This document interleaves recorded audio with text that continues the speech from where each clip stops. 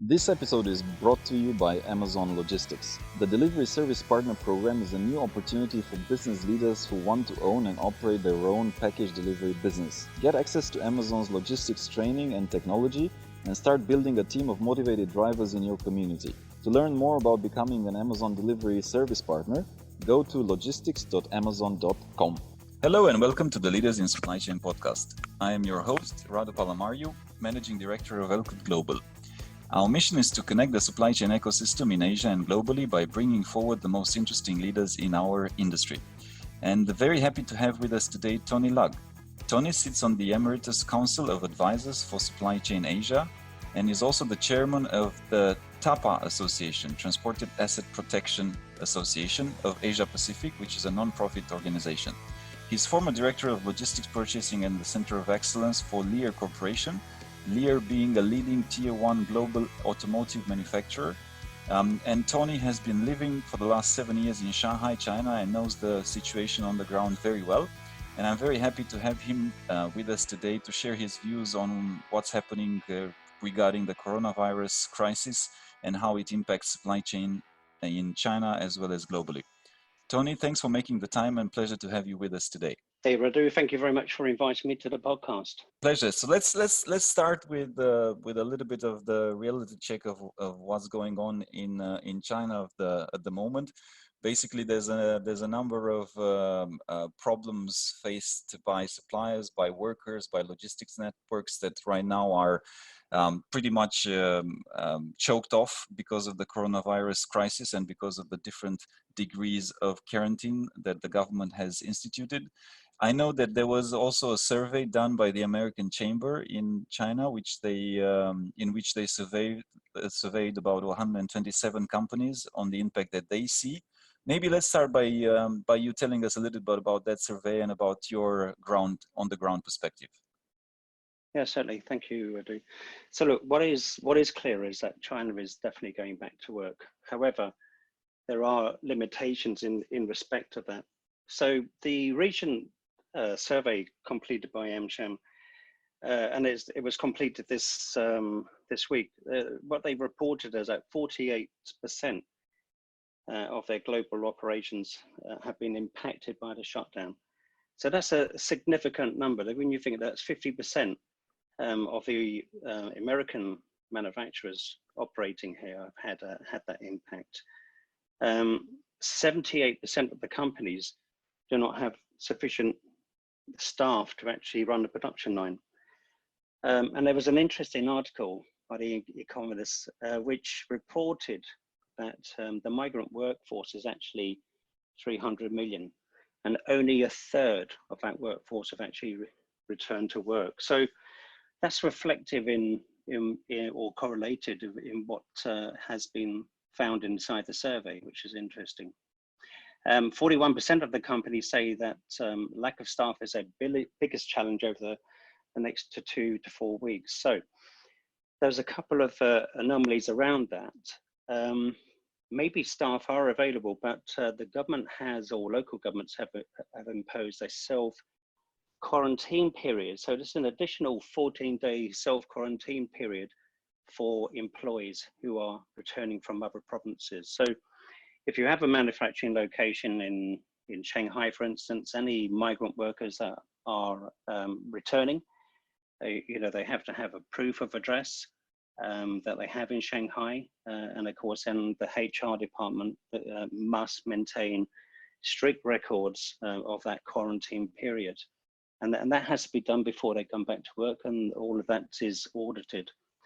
30% of the companies actually said logistics issues were their biggest concerns, and I can see how that's coming around. If you look at some of the reports that we've seen in the market so far, we know that blank sailings, there's been a significant increase in blank sailings. There just isn't the freight to pick up. So whether it's actually cost effective to go into the port is another thing. And even if you do go into the port, many of the ports are reporting significant congestion. So for instance, on the cold chain, the number of reefers inside the port have now gone over the number of electrical points that they have. and are unable to take any more of those reefers. So we can see how that knock-on effect is continuing on. Over the next few months, 58% of companies expect demand for their output to be lower than normal. So I think everyone is anticipating that there will be some kind of global impact going forward. And look, when we consider that China is the manufacturing base for the globe, we can see how that figure's arrived. Now, look, in terms of returning to work, 38% of the companies reported that they didn't have a sufficient mask. So I think everyone's aware of this global shortage, not just on masks, but the protective equipment, not only for the medical staff, but even for some of the staff operating inside of the manufacturing locations. 35% of the companies said that they needed clearer requirements, expectation from the governments. Now, they wanted this to really speed up the process of reopening the factories. Most of this came around where each province seemed to be doing their own thing. And look, we're in crisis mode, so it's probably difficult for everyone to agree a common guideline where companies can adhere to on a national basis, and that can be audited by the local government officials. And then obviously the factory they're open. So each province seems to have their own policy. They seem to have their own agreement where a company has to write an agreement, stipulating that they will follow those policies, procedures, report any illnesses of staff, etc. So there's a number of factors which are impacting the restart of business.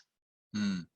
Quite a lot, and thanks for sharing some of the very clear and data-driven statistics on the ground. And I can't help thinking that from the knockout effect, right? So in terms of that, and actually I've spoken to people in Europe, people in US. And you also shared before we went on record that a lot of them are not yet recognizing or realizing the full scale of this, but very soon, buffer stocks will be out. Lead times pretty much are out the window now.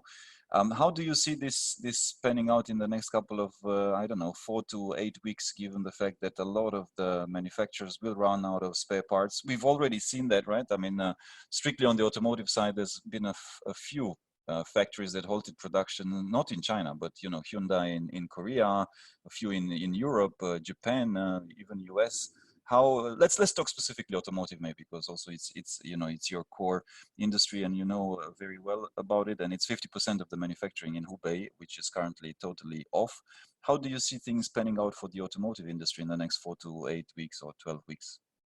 Yeah, so look, what we could do, Radu, is actually split that down into the 3 regions. So if you look at Asia, most inventory, if it's going by ocean, it would probably be there within 2 weeks. So if you consider how long this whole saga has been going on now, that means that any inventory that was on the water prior to the lunar holiday would have already been arrived, and it's probably already consumed.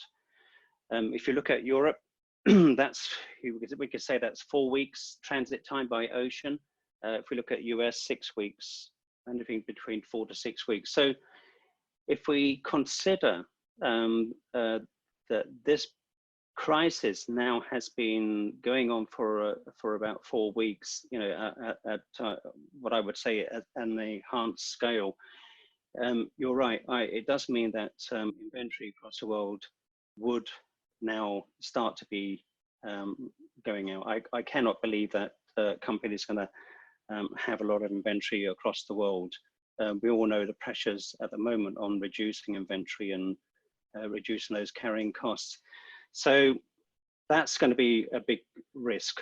Now, if you look at the restart of the supply chain, we've basically gone 4 weeks without shipping anything. Now, when you consider that 4 weeks on the water, there's only one way to catch up on that, and that is either to use air freight or to use rail. Now, specifically in terms of automotive, we know that some manufacturers have actually reported that they've had to stop production, mainly because they didn't have those parts. But of course, the knock-on effect for China now is that even when you restart your supply chain, of course, your tier 2 suppliers are going to have issues. The limitation with the tier 2 suppliers is that most of these guys do not have any business continuity plans in place. Look, they will be suffering the same problems as leading manufacturers in terms of migrant workers coming back to work. So they're going to have those issues. So I see the raw material, I see production, and I see the whole supply chain completely knocked on. So in terms of economic impact, I foresee that this is going to take several months to actually get back on track.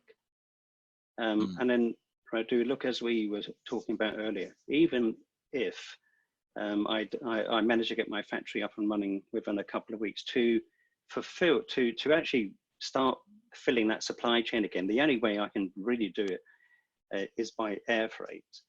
Or if I'm lucky enough that my customers are in Europe, I can obviously start to use the rail.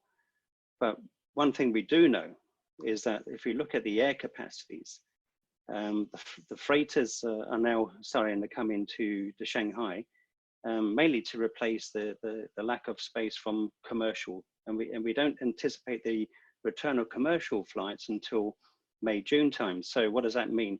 It means that all of that capacity on belly freight has now disappeared. So we've already seen the spike of air prices over the last 4 weeks, but once everyone starts trying to get that capacity out the door, and customers are screaming for that freight at the other end, I anticipate that cost is going to spike even further.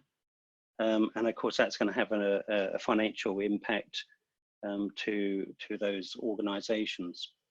There is no way to actually get it out the door quicker. The only solution I could think of is obviously using as much capacity on rail. But of course, that depends on the lead time. It can be anything between 18 to 25 days on the rail. And then furthermore, one opportunity that I would recommend that manufacturers look at is to actually, once the transportation gets back up and running in China, is to actually look at using Hong Kong or even Vietnam as one of the gateways, shipping cross-border, and then basically using either Hong Kong or Hanoi or Ho Chi Minh even to get product out. There should still be good capacity there. Now, certainly in the past, that's what I've done. When we had an operation in Vietnam, we had capacity issues there. What we actually do, we trucked everything down to Bangkok. So I would recommend that everyone seriously looks at that as a way of trying to mitigate their costs. And I want to ask you, Tony, because you obviously in your last role at Lear, you were directly involved in logistics for automotive tier 1 suppliers. So if you were to put yourself in the shoes of running a logistics or running a supply chain for an automotive company in these weeks and times, and I guess you're lucky that you're not, but if you were to be put into that situation, and we've seen we've seen pretty extreme cases. I was reading on one famous website yesterday that basically people are resorting to pretty let's say extreme measures of carrying parts in suitcases and even personally delivering, depending on the importance of the spare parts. But what is something that you can do actually? How would you plan or sort of make sense and find solutions in this type of situations if you were in the shoes of some of these executives? Yeah, look, it's a good question. And look, automotive is probably one of the toughest industries that you could be in. And in terms of logistics, hey, you have some angry internal customers and you have some angry external customers. So, you know, one of the things I realized is that if I could keep customers happy on both sides, you know, I was winning. And look, Radu, what I did do, we heard as you mentioned, the case of the suitcase being used, and I can assure you, when it comes to an emergency situation, you will use any means to get the product there. But most of it actually comes from the skill of being able to make sure you have the right suppliers, make sure that you have the right relationships with customs and other authorities. And then in times of emergencies, when they know that you're a good compliant company, when they know that you have that reputation that you're not doing anything untoward, generally these agencies will allow that degree of flexibility to support you. So, we talk about moving product in suitcases, which is innovative. But on one occasion, I actually had a courier motorbike. He was actually allowed to, once the plane had arrived in Bangkok and taxied, he was allowed to actually take his bike up to the plane, and as they unloaded the part, he literally strapped it on the back of the bike, and it was all cleared in advance, and he went out of the airport, and we stopped a line down situation. So I think knowing your suppliers, or certainly reach out to people in the market who are in the know, because even if your supplier can't do it, there's always somebody that has a solution. So, what I would say is, don't ever accept no as an answer. There's always a way to do it. And one thing I found is that in the time I was with Lear Corporations, we managed to keep our customers running because we had all of those process backup plans in place. We already knew the capability of our suppliers, and I would always recommend to every logistics director out there, know your suppliers, and if you have got a good supplier and they need that sort of level of development, then do that. Sit down with them and work out how you can help them develop, and obviously incentivize them to do that. And switching a little bit to the consumer electronics industry, and we've seen some announcements from Apple coming out and Foxconn, their provider, that most likely production will be significantly delayed, and they expect lead times of 2-3 weeks, I think, on new deliveries, which even that might be optimistic. Again, Hubei itself, the epicenter of the coronavirus outbreak, is about 25% manufacturing of electronics. So again, fairly significant chunk is locked down up till mid of March, most optimistically, and possibly even later. How do you see this particular sector? Because also there was a statistic that I saw that China as a whole, manufacturing in China as a whole, it accounts for about 30% of the spare parts and parts used for different electronic devices and components. So how are the electronic manufacturers going to cope with this? Well, I truly believe I have a significant issue. So look, as we mentioned earlier, if you look at the raw material suppliers that are going to basically bring those products into those electronics companies, we already discussed the fact that these suppliers generally are not that sophisticated, and I don't mean that in a derogatory way. It's just that the business model in the past has basically just been to produce the product and ship it. The focus on building resilience into the business hasn't always been there. Now, there are some suppliers who are forward thinking. They are looking at all of these opportunities. And look, they already have the, I would say, advanced business continuity plans in place.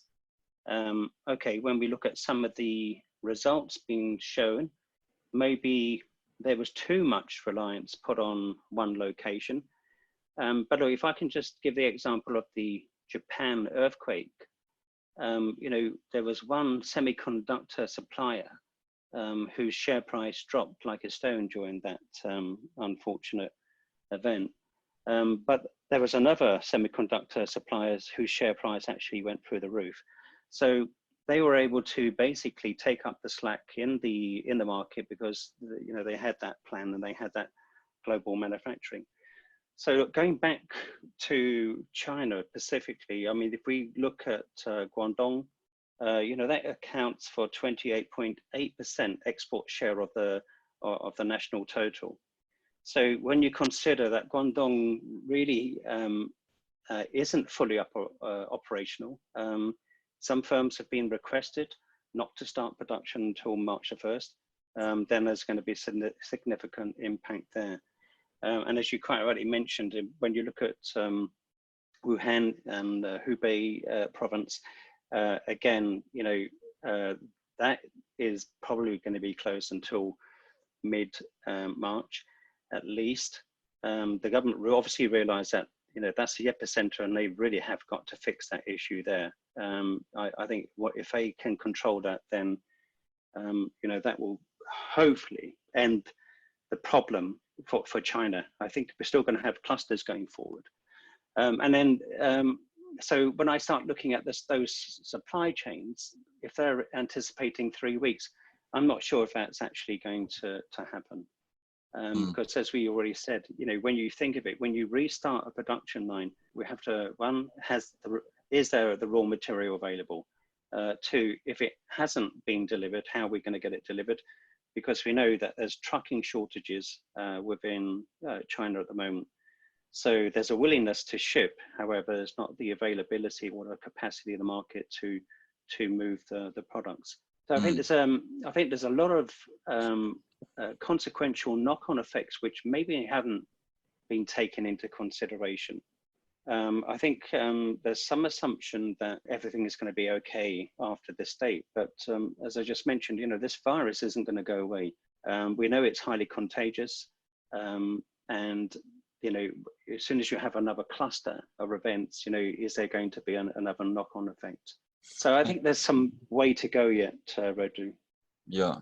And also, I mean, in just strictly geographically speaking, Hubei happens to be, for people that have not yet looked at the map, happens to be fairly central in the center of China, and just the fact that the transit times and all of that are not, I mean, because it's being under lockdown, it's also not going to make things easy even in the next 2, 3, 4 months. So it's it's a whole consequential type of behavior that will follow.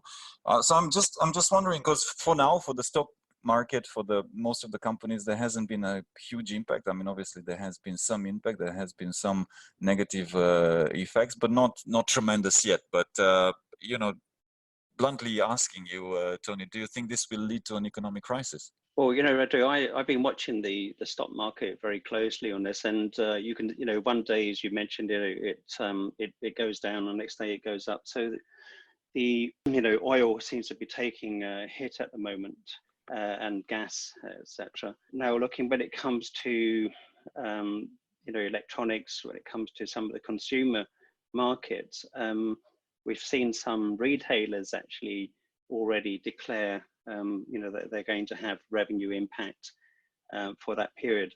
Now, look, personally, I think companies that aren't declaring at the moment are slightly naive, because obviously the impact will come sooner or later. And of course, I think declaring it early, I think is the right thing to do.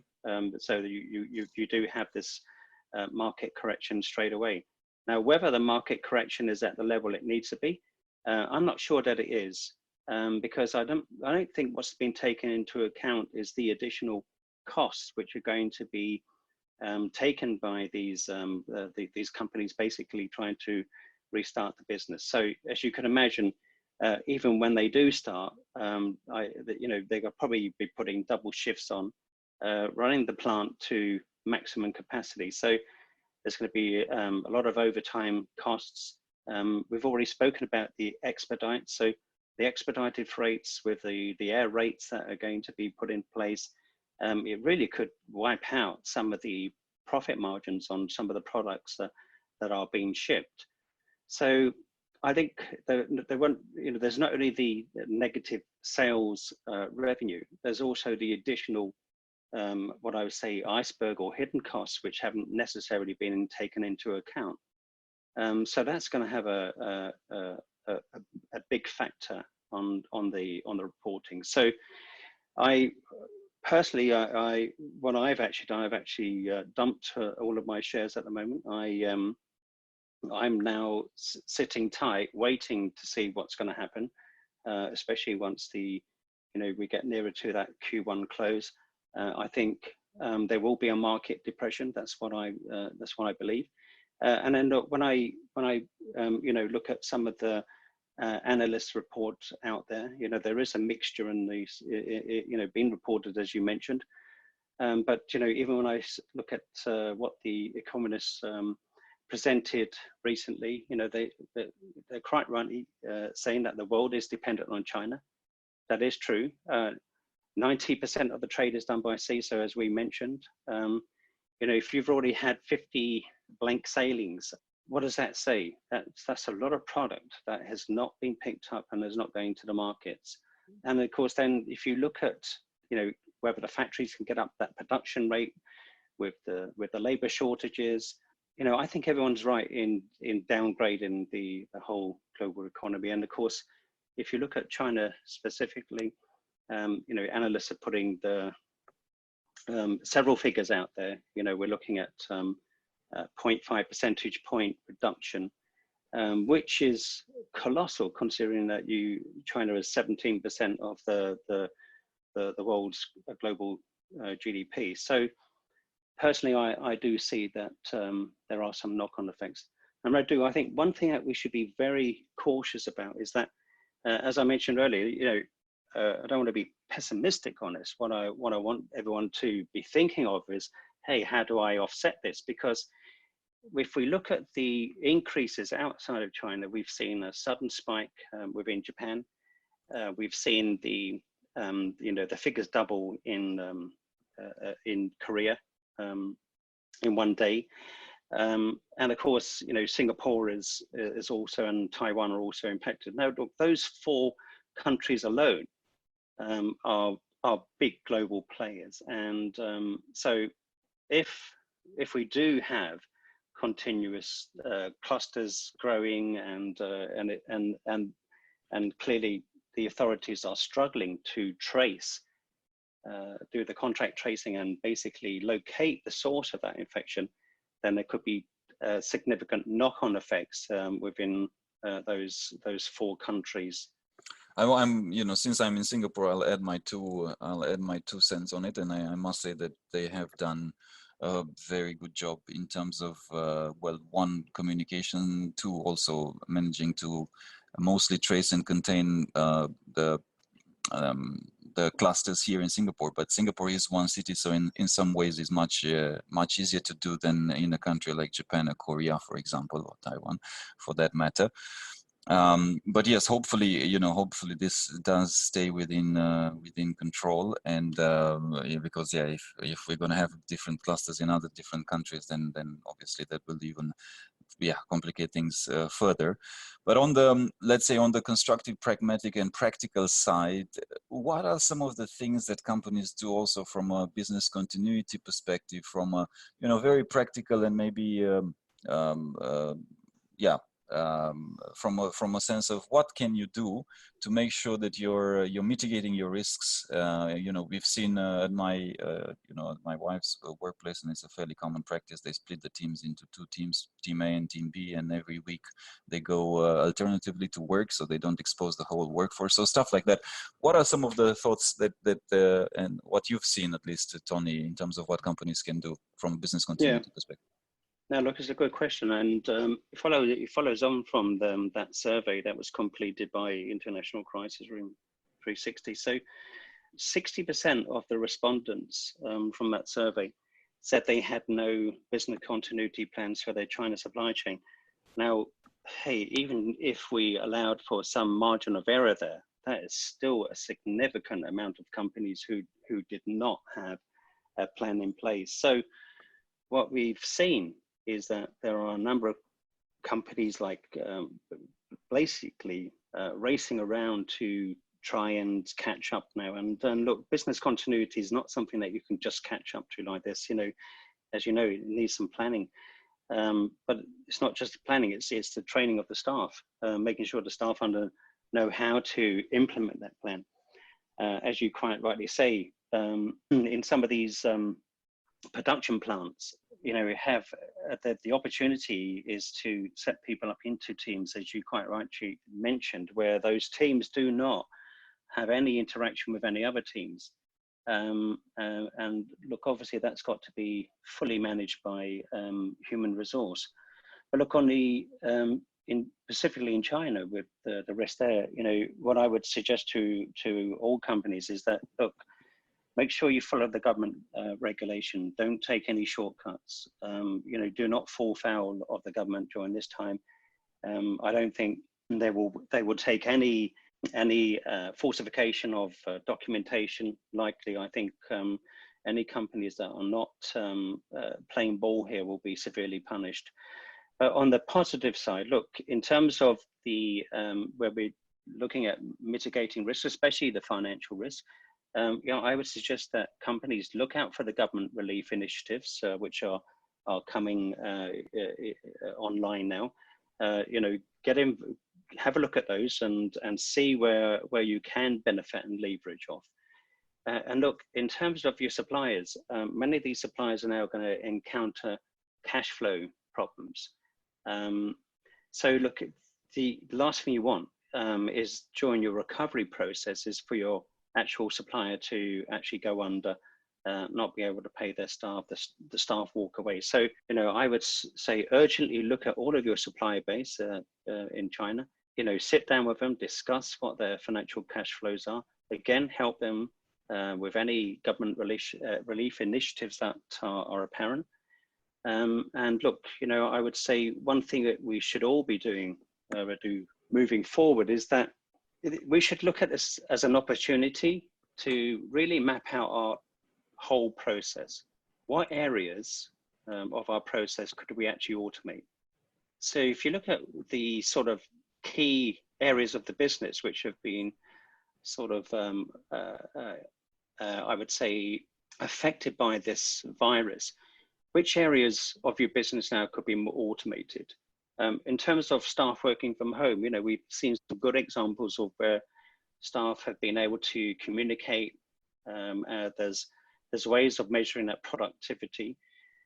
So the company, carries on with its goals. However, there are a lot of companies that haven't been able to do that. There are articles online where, they're turning to different platforms to basically try and get their staff working. There's been a lot of strain on the IT, but there's been a lot of opportunity as well. We've seen in schools where schools now have gone onto that online platform. My own children have actually gone onto that online platform, and look, it's been quite successful. So there is an opportunity not only to look at your production lines, but also look at your digital transformation. How could you automate more of these processes? Some companies have actually got their shared services and control towers based in Wuhan. So, what is the impact there? Where is the mitigating plan for that? Could that have been done better? Can it be done online? Things of that nature. So I think a lot of companies should be looking at those. And look, I think going forward, also to look at your supplier base. So if we look at the Japan case, we had the tsunami in Japan. The company that actually was impacted by the share price drop. Their other location was in Thailand, who suffered the floods at the same time that year, if you remember. So they literally wiped out their production, but one of their competitors had production in each region, and of course they were able to switch that capacity, which obviously boosted their sales and their share price. So I think there's a number of things that companies can do. But I think one of the key things, if we consider that 60% didn't have business continuity plans in place, that's an opportunity now for the board to really look at this and, have a rethink on how your whole business model, how you're set up, and employ somebody who's got that innovation and that knowledge on how to run a business continuity plan to make sure that you have a sustainable business going forward, that it's robust, that it's resilient. Because if you look at, even though when I look at the tooling costs, now, how many times have we heard companies saying, hey, we don't want to have a dual supplier because of the tooling costs? Well, the tooling costs are absolutely trivial if you look at the actual cost impact now. And I think there'll probably be a lot of VPs from the supply chain, purchasing teams, etc., who'll be sort of kicking themselves that they didn't make that investment in terms of having that extra additional tooling costs and setting up another location, in the event. Now, obviously, look, we know there's that's always difficult to do. We know there's always going to be that sort of cost issue. However, if you look at the advantages of being able to produce material and get it to your customer, that does put you ahead of the curve in terms of some of the manufacturers out there. Yeah, and I didn't know this number. 60% is mind blowing to me. If they didn't have any sort of business continuity plan, I think they're in pretty difficult situation at the moment. Even if you did have a business continuity plan, to be honest, I don't think anybody could have even planned or thought of something of this magnitude. And I was at a recent supply chain event roundtable in which we were discussing that basically crisis mode is the new normal mode. So okay, this is totally totally blown out of proportion crisis, but before this, we had just in Asia, we had the volcano in Philippines eruption, then you had the Iran conflict, Iran-US, then you had a bunch of other things. It's one thing leading to another thing and leading to another thing. So it just seems like if companies really need to get very good at business continuity, because it's just a new norm. Great sharing. Thanks for I think hopefully the listeners, and especially people from Europe, from North America, from South America listening in, got a better picture in terms of what is happening right now in Asia. And fingers crossed that the situation gets under control, that production will be resumed sooner rather than later. And thanks a lot for joining us, Tony, and for sharing your thoughts today. Thank you very much, Radu. I enjoyed the conversation. Appreciate it. Thank you for listening to our podcast. If you liked what you heard, be sure to go to www.elcotglobal.com and click the podcast button for all the show notes of the interview. Also, subscribe to our mailing list to get our latest updates first. If you're listening through a streaming platform like iTunes, Spotify, or Stitcher, we would appreciate a kind review. 5-star works best to keep us going and our production team happy. And of course, share it with your friends. I'm most active on LinkedIn, so do feel free to follow me. And if you have any suggestions on what to do and who to invite next, don't hesitate to drop me a note. And if you're looking to hire top executives in supply chain or transform your business, of course, contact us as well to find out how we can help.